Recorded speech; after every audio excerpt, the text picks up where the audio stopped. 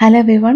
ഈ അടുത്ത ഒരു ആങ്കർ ചോദിച്ച ചോദ്യത്തിന് ഒരു ഇന്റർവ്യൂവിന് ഇരിക്കുന്ന ഒരു ലേഡി പറയുന്ന ഒരു കാര്യം എന്നെ ഒത്തിരി ചിന്തിപ്പിച്ചു. ആ ലേഡി പഴയ കാര്യങ്ങൾ ചോദിച്ചപ്പം ഒത്തിരി വേദനയോടെ കരയുന്നത് ഞാൻ കണ്ടു. അപ്പോൾ എനിക്ക് ആ പെയിൻ ഫീൽ ചെയ്തു. പക്ഷെ ഞാൻ ചിന്തിച്ചൊരു കാര്യം ഇതാണ്, നമ്മളിൽ എല്ലാവരും അങ്ങനെ തന്നെയാണ്. നമ്മുടെ പാസ്റ്റ് നമ്മളെപ്പോഴും വേദനിപ്പിച്ചുകൊണ്ടിരിക്കുന്നു. പക്ഷെ നമ്മൾ ആ വേദനയിൽ തന്നെയാണ് ഇപ്പോഴും എന്നുള്ളതിനൊരു തെളിവാണ് നമ്മളുടെ കണ്ണുകൾ നനയുന്നത്.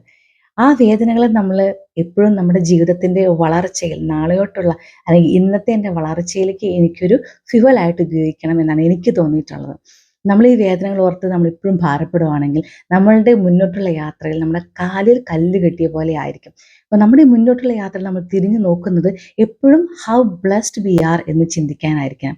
അല്ലാതെ ആ വേദന എപ്പോഴും നമ്മൾ ക്യാരി ഫോർവേഡ് ചെയ്യുമ്പം നമ്മൾ മുന്നോട്ടുള്ള ഓരോ നീക്കത്തിനും അതൊരു ഭാരമായിട്ട് നിലകൊള്ളും. എല്ലാവർക്കും സന്തോഷത്തോടെ ആയിരിക്കാം. Peace be with you. Be happy always.